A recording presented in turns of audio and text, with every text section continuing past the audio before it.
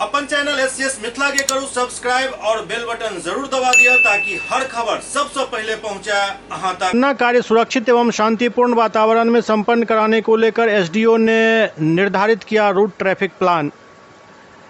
मतगणना परिसर के अंदर बिना आई कार्ड के प्रवेश नहीं होगा। आई कार्ड के सघन जांच एवं तलाशी के उपरांत ही अंदर जाने की अनुमति होगी।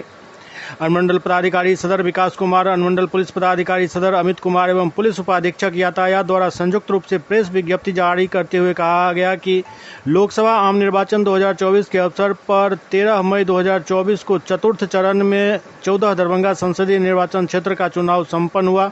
मतदान के पश्चात मतगणना कार्य 4 जून को सुबह 8 बजे से बाजार समिति शिवधारा स्थित वज्रगृह के बगल में बने मतगणना हॉल में होगा।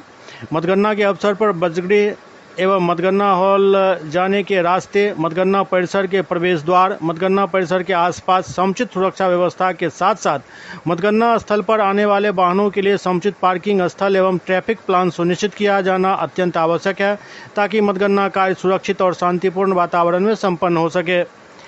4 जून को शिवधारा चौक से बाजार समिति परिसर एवं NH 57 से बाजार समिति जाने वाली सड़क पर कोई वाहन बिना प्रवेश पत्र के प्रवेश नहीं करेगा।